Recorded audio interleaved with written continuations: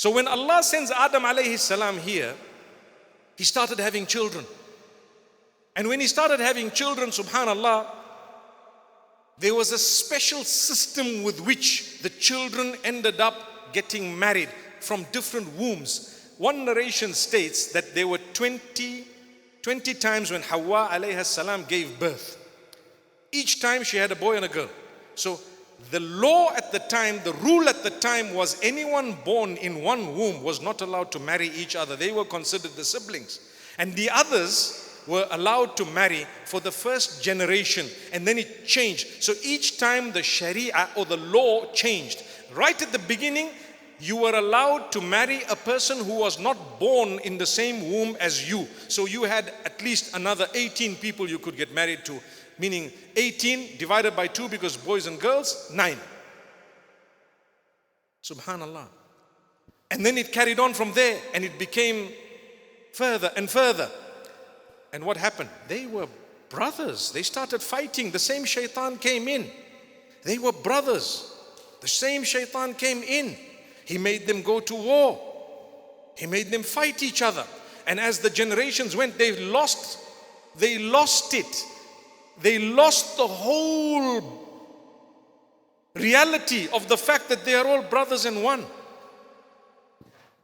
So what did Allah do? In a nutshell, He kept sending prophets to remind them. Every prophet reminded them to fulfill the rights of family and relatives. It doesn't mean the others must not be fulfilled, but family and relatives have a greater right.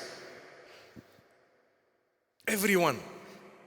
Allah tells us in the Quran so many times to be conscious of your family members. Why? Because it's not easy. You will have problems. You will have issues with your brother, with your sister, with your in-laws, with whoever else, with your brother's in-laws, with your sister's in-laws. Whatever it might be, you will have issues. That is just Allah trying to look at you, whether giving you an opportunity actually to shine. How are you going to shine? Solve the problem. Try to solve. What is it about? It's okay, let's solve it. Let's sit and talk. Let's sit again and talk. Let's sit 10 times and talk and try and resolve it. Give and take, it's okay. Sometimes I have said, I'm sorry, when I know that I was not wrong. Guess what? It works wonders. Try it.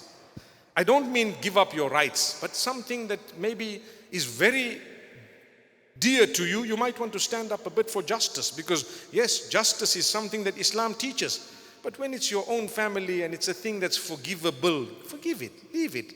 You know what? You have bigger fish to fry.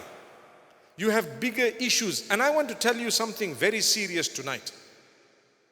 Ask those who know, when you carry burdens and you have hate and you have so much of dirt in your heart, you will never ever lead a happy life. You will be unwell, you will be sick and ill, your mind will get even more filled with hurt and hate and dirt, and you will not be content at all because your heart is not ready to receive contentment. That's why. When you have a heart that is clean and good, you might be trampled a little bit here and there, but trust me, you'll be content. You have a contentment. Why? You have a connection with Allah and you know, I'm just going to do my best. So do not allow your heart to be filled with hate and jealousy and ill feeling. You will burn and your contentment will be thrown out of the window. If you want to taste contentment, have a good heart. Be happy for people. You have a business, mashallah, you made $1 million. Guess what? A guy right next door opened the same business. What am I going to do? If you are enraged, you will only suffer in your rage. You might want to develop a relation with the person, one of those things. You might want to thank Allah. You might want to move from there. But if that person is doing something legal, you will say, oh Allah, up to today, you have looked after me. You've given me sustenance. Now I have a neighbor. I know you will never give 1 penny written for me to that person. Subhanallah. I'm going to work hard, I will have offers, I will try, and we will have a decent relationship. Why break a relationship with that person? When you go to the Middle East and some places, when you find a mobile phone store, for example, how many of them are all together? The whole mall. The whole mall is full of all stores that are selling exactly the same thing. You find cloaks or thobes or kaftans or whatever it might be. You find about 50 little stalls or even big ones, and all of them are making their money, right? It's only us sometimes. What happens with us? We start getting angry and upset. You know what? You're just going to lose your contentment. If anything, do the opposite. Pray for them. Oh Allah, grant them and bless me. Make a relation if you want to. If you don't want to, you may not. You're a human at the end of the day. But clean your heart. Trust Allah, He will look after you. So Adam alayhi salam's children, as they came, I want to end off by telling you, and this is a long subject. Perhaps I might continue tomorrow in Gloucester. As they grew in number, they became more and more distant. If you allow a problem that you have with your brother to filter through to your children who are cousins, within a generation or two, there will be two massive warring factions. Yet, they were brothers. Don't allow it. Solve it while you can. Don't ever say, I don't want you to go to your cousin's house, or unless there's something very toxic. But try to solve the matter. Talk about it. Raise the issue. And don't say they are bad, they are evil, because you are training innocent kids into believing that their own cousins are evil people. Yet, you are going to need them. You are not alone on earth. You can't survive alone on earth. Allah created you and says, وَلَا تَنْسَوُا الْفَضْلَ بَيْنَكُمْ. Don't forget to be virtuous to one another. The reason is, Allah created you interdependent. You know what that means? I depend on Allah for my income. But Allah has facilitated that income through other people. They will come to my business, they will employ me, they will deal with me, and that give and take is what will make me survive on earth. Without that give and take, I'm not going to survive. So bear this in mind. Don't let petties drift you apart. Be a good Muslim.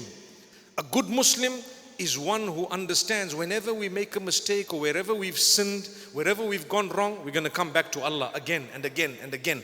On the Day of Judgment, one of the most beautiful things Allah's done for us is that He's kept a scale to weigh the deeds. Have you ever thought of that? If Allah wanted, He could punish you for your bad deeds. Straight. He still can. But Allah says, وَنَضَعُ الْمَوَازِينَ الْقِسْطَ لِيَوْمِ الْقِيَامَةِ فَلَا تُظْلَمُ نَفْسٌ شَيْئًا.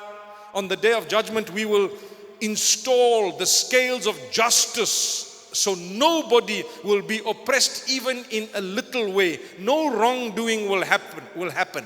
So what's the scale for? What does Allah have a scale for? He's going to put the good deeds on the right and the bad deeds on the left. Yours and mine. You know what He says? فَمَنْ ثَقُلَتْ مَوَازِينُهُ فَأُولَئِكَ هُمُ الْمُفْلِحُونَ. Whoever's good deeds are heavier than the bad, they are successful. Wow. So the bad deeds are there. Yes, they're there. But they were far less than the good. Allahu Akbar. Have you thought of the mercy of Allah? Have you ever looked at it that way, to say one of the biggest favors of Allah is He has a scale. He's not just going to punish. He says, you did more good than bad, so I will overlook the bad. You can go to Jannah. That's Allah. So keep doing good, do good. أَتْبِعِ السَّيِّئَةَ الْحَسَنَةَ تَمْحُوهَا وَخَالِقِ النَّاسَ بِخُلُقٍ حَسَنٍ. The Prophet, peace be upon him, says, do good deeds after you've done a bad deed. It will wipe out the bad deed. How? Like this. And he says, خَالِقِ النَّاسَ بِخُلُقٍ حَسَنٍ. Make sure you interact with people with the greatest of character. Because that's dangerous. You swore someone, good deeds are gone. Right? You belittle someone, backbite someone, good deeds. Behind the backs of people, say good things about them. Say good things. Be respectful. That's what Islam is. My beloved brothers and sisters, wallahi, I enjoyed this evening. I see beautiful faces. I really loved every moment of mine here in Bolton. And wallahi, once again, I'd like to thank Brother Amir Khan and Brother Muhammad and the others for such a splendid evening.